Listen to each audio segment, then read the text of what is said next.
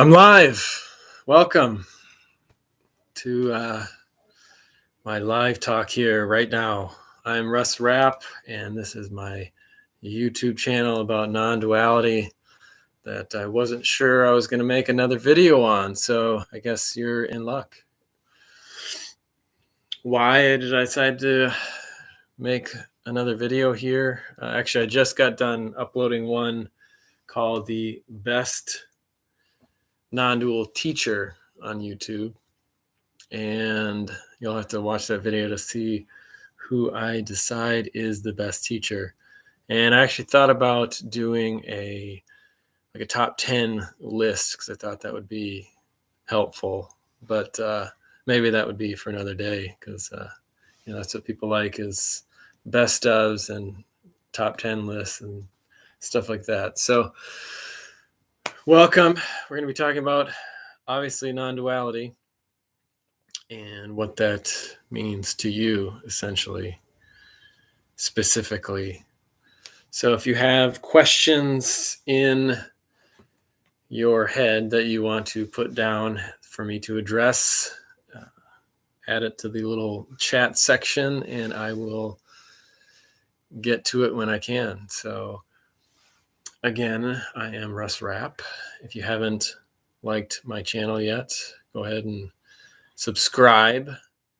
So non-duality means not two, which essentially means anything that you see as separate or two means that the idea of that is coming from a space of separation of the mind.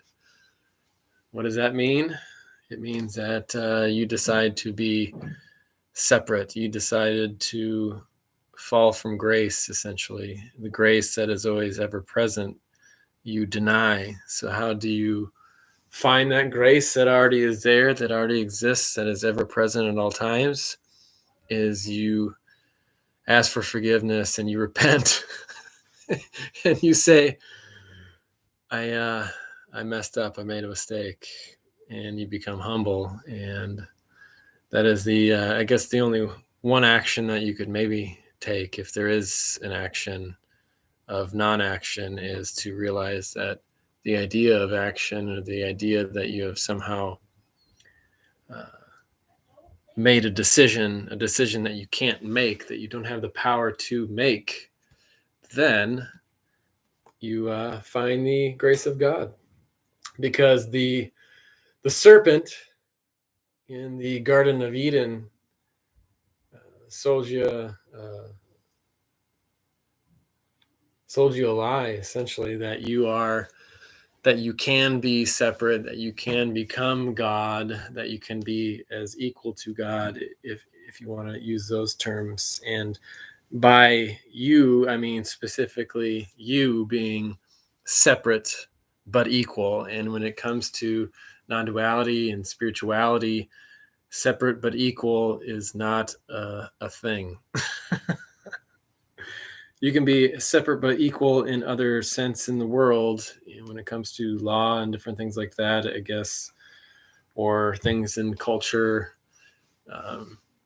There's this idea of separate but equal, but when it comes to separate but equal with God, that is a lie. So that if you come from a Christian perspective, that is kind of the crux of that. But usually when on the chance occasion that I talk to folks or someone about non-duality in the 3D world, not on a screen, usually what I try to do is try to see where they're coming from and try to address that, because usually it's the hang up that you have specifically is in that very moment as to where you can really have a deeper understanding of what non-duality is trying to portray from a conceptual sense.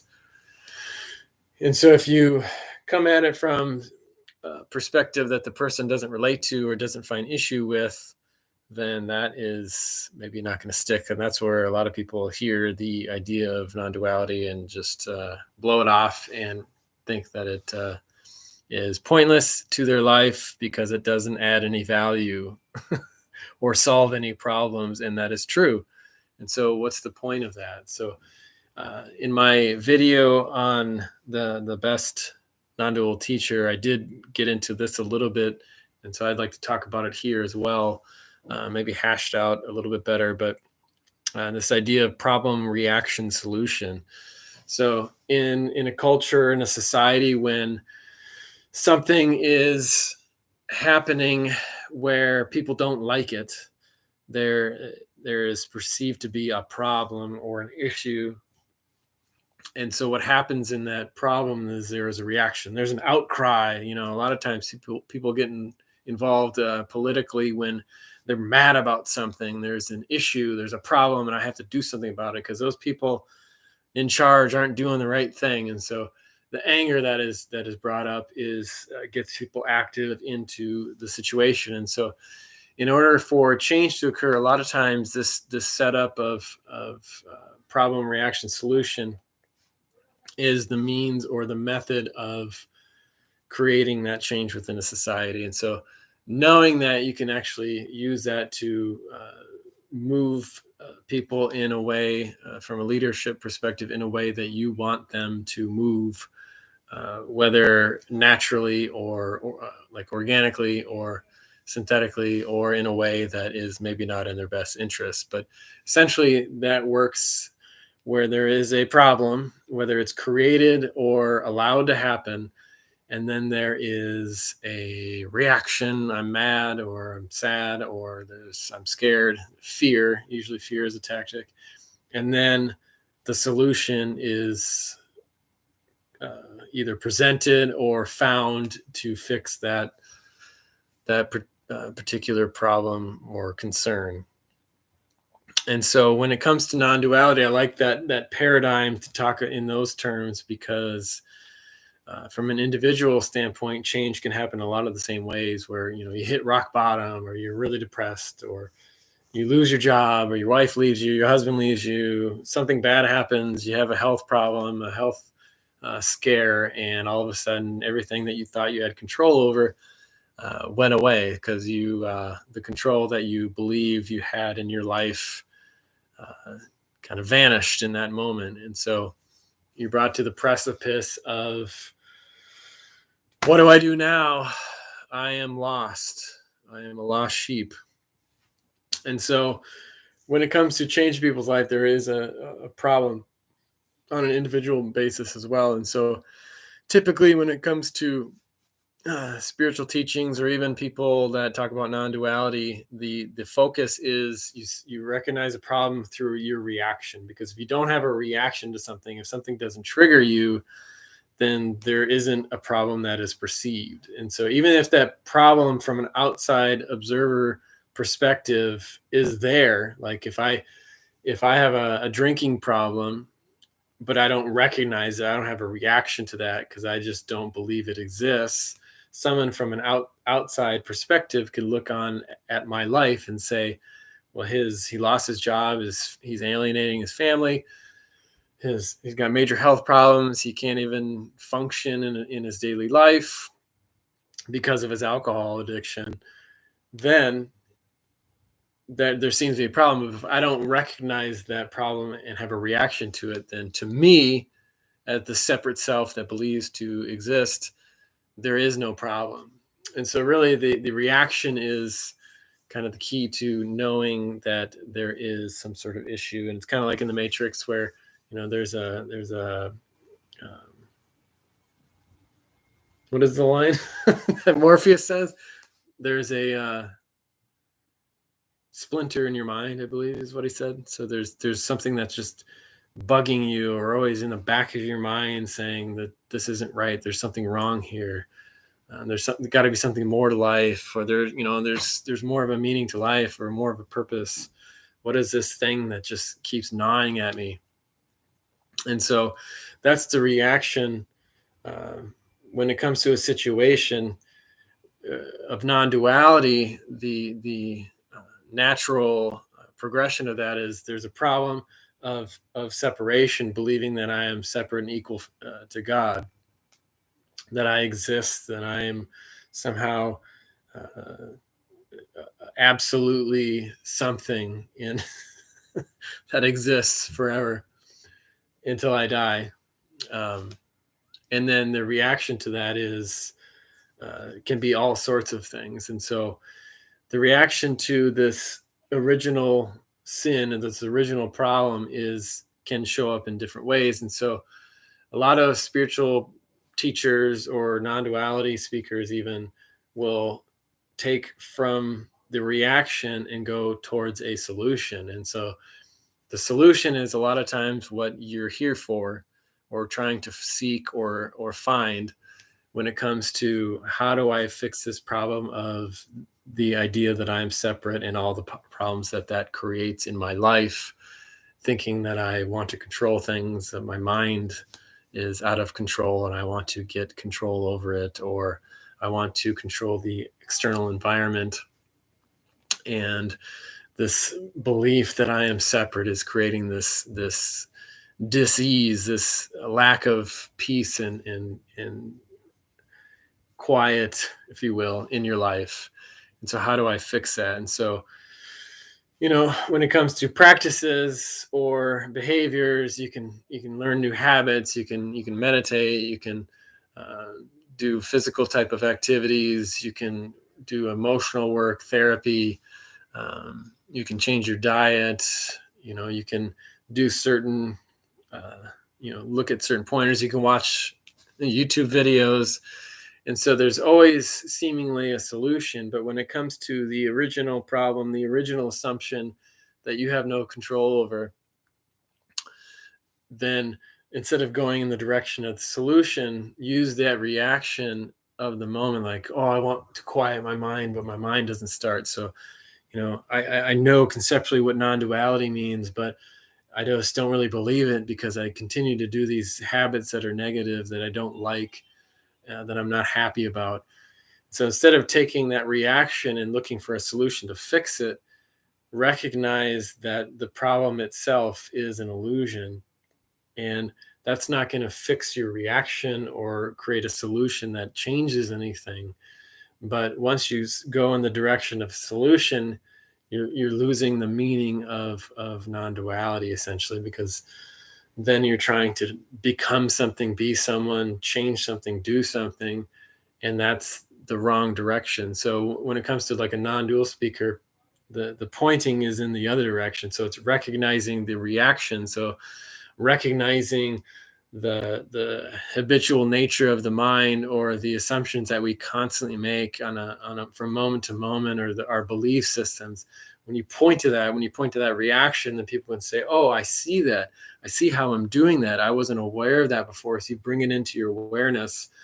And then, the natural inclination is to go towards a solution, but recognize that the problem or the issue itself is an illusion in the moment when it comes to non-duality. So if it's any other issue, any other concern in your life that you have that you want to change, then obviously, you can look towards figuring out a way to make that change in the way that you would prefer. But there's nothing to change when it comes to the overall underlying assumption that the separate self makes when it comes to reality and the idea that there is a self. So one thing I wanted to briefly read is something I thought was a good article out of thegospelcoalition.org.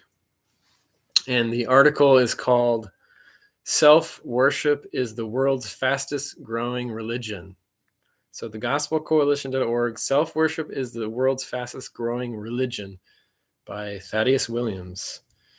In the recent book, Good Faith, Being a Christian When Society Thinks You're Irrelevant and Extreme, David Kinnaman and Gabe Lyons document that 84% of Americans believe that enjoying yourself is the highest goal in life. Further, 86% believe that to enjoy yourself, you must, quote, pursue the things that you desire most, unquote. And 91% affirm the statement, quote, to find yourself, look within yourself, unquote. So I'm going to let my dog in real quick. Hey,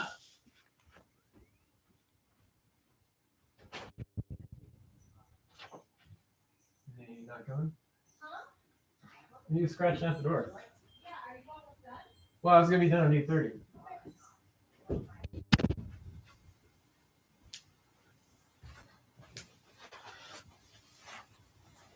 Okay. I guess he didn't want to come in. So the 6 commandments, these are the sacred commandments of this ancient and still trending world religion. The first one is your mind is the source and standard of truth. So no matter what, trust yourself. Hashtag the answers are within. Your emotions are authoritative. Hashtag follow your heart. You are sovereign. Hashtag live your truth. You are supreme. YOLO. You are the summum bonum. Hashtag never change. The standard of goodness. So don't let anyone oppress you with the antiquated notion of being a sinner who needs grace. And you are the creator. So use that limitless creative power to craft your identity and purpose. Hashtag authenticity. This religion lies beneath many of the most hot button social and political issues of our day. So people sometimes get a hard time are given a hard time when they post selfies all the time and are openly obsessive with crafting an image online on social media, and so a lot of times it's like, oh, look at that person doing that, how ridiculous. And yet we all do that to some extent. But that the religion that they're talking about of the self is maybe more obvious and to the forefront now, but that's essentially the crux of the issue from the very beginning of identification with and of the separate self. And so we believe that we are somehow separate and a lot of times above everything else until we find that we're not.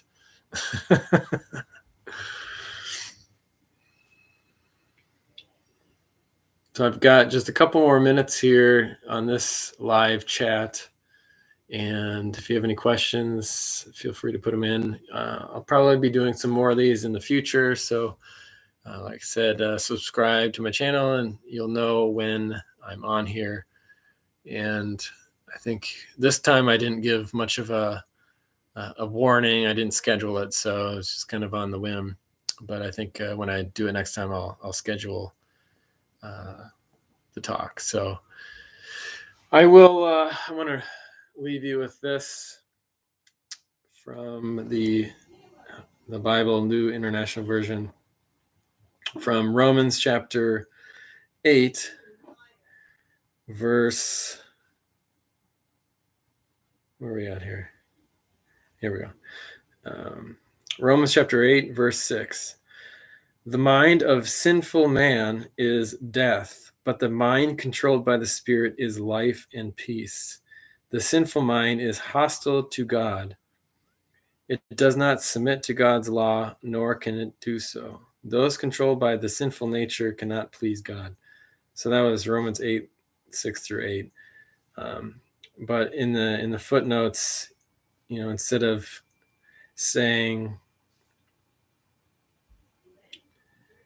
let's see, sinful man, it says, or mind. So you could say, or mind set on flesh. So the mind of a sinful man, or the mind set on flesh. So the world, the external, this idea of existing in time, the concrete, the temporal existence. So if you put your stake in the continual shifting sand of what we perceive to be reality, the 3D world, then you will always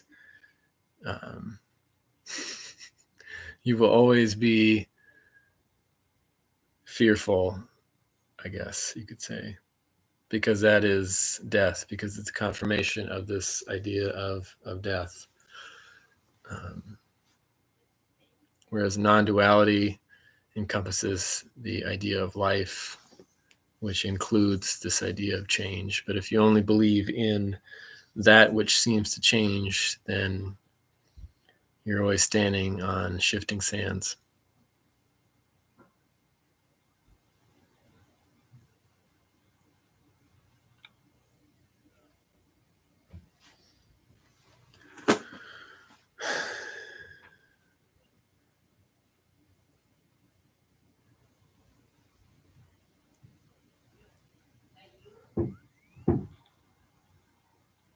No last second questions?